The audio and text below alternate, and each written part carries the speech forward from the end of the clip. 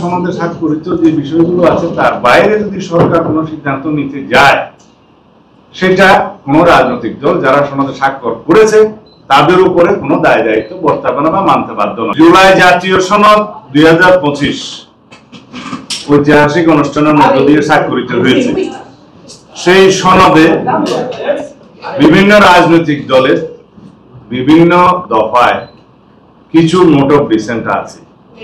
সেই note of dissent গুলোর ক্ষেত্রে বলাও আছে সনদে যে দলগুলো যদি নির্বাচনী ইশতেহারে উল্লেখ করে জনগণের ম্যান্ডেট পায়, নোট অফ ডিসেন্ট গুলো তারা সেইভাবে বাস্তবায়ন করতে পারবে।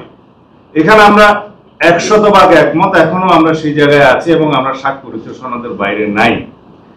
কিন্তু যেভাবে জাতীয় ঐকমত্য কমিশন সরকারের কাছে সনদ বাস্তবায়নের উপায় সংক্রান্ত যে সুপারিশ প্রদান করেছে তার মধ্যে নোট অফ ডিসেন্টের অংশগুলো উল্লেখিত নাই, একদম নেই।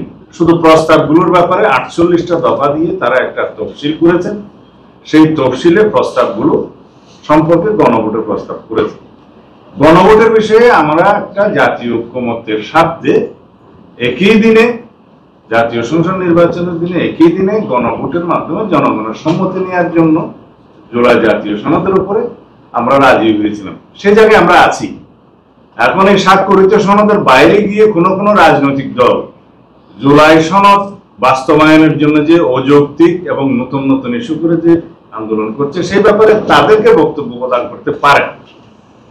এর বাইরে আমরা সনদে স্বাক্ষরিত যে বিষয়গুলো আছে তার বাইরে যদি সরকার কোনো সিদ্ধান্ত নিতে যায়, সেটা কোনো রাজনৈতিক দল যারা সনদে স্বাক্ষর করেছে তাদের উপরে কোনো দায় দায়িত্ব বর্তাবে না বা মানতে বাধ্য নয়। এই মেসেজটা দেওয়ার জন্য আজকে আমাদের এই সংবাদ সম্মেলন। আদেশের বিষয়ে আমরা স্পেসিফিক কোনো প্রস্তাব এরকম দেইনি যে আদেশ কে জারি করবে। আমরা একটা সাংবিধানিকতার মধ্যে আছি। সাংবিধানিকভাবে এই সরকার শপথ নিয়েছে, সবকিছু আইনানুগভাবে চলছে। এখন কোন অধ্যাদেশ জারি করার ক্ষমতা এই সংবিধান অনুসারে রাষ্ট্রপতির। যদি কোনো আদেশ জারি করতে হয়, সেই আদেশের মর্যাদা যদি আইনি হয়, সেই আদেশ জারি করার মতো কোনো সাংবিধানিক অবস্থা বাংলাদেশে নেই। কারণ প্রেসিডেন্ট অর্ডারটা জারি করার একটা বিধান এক সময় ছিল, যতদিন পর্যন্ত বাংলাদেশের সংবিধান গৃহীত হয়নি। আপনারা সবাই জানেন সেরকম পিইউ অর্থাৎ প্রেসিডেন্ট অর্ডার নিয়ে তখন রাষ্ট্র চলত। সংবিধান গৃহীত হয়ে যাওয়ার পরে রাষ্ট্রপতির আদেশ জারির আর কোনো বিধান রইল না, সেটা বিলুপ্ত হলো। এখন কি রকম আদেশ দিবে, সেই আদেশের মর্যাদা কি আইনি মর্যাদা হবে, সেটা এখনো সরকার নির্ধারণ করেনি। একমাত্র অধ্যাদেশ প্রণয়ন করা ছাড়া রাষ্ট্রপতির অন্য কোনো ভাবে আইন প্রণয়ন করার ক্ষমতা এখন নেই।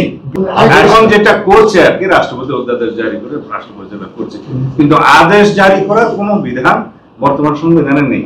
কিন্তু যদি এখন কোনো প্রজ্ঞাপনকে আদেশ নামকরণ করতে চায় এবং সেটার আইনি মর্যাদা না থাকে, সেটা প্রজ্ঞাপনের মাধ্যমে সরকার প্রকাশ করতে পারে, গেজেট নোটিফিকেশন, আইন হবে না সেটা।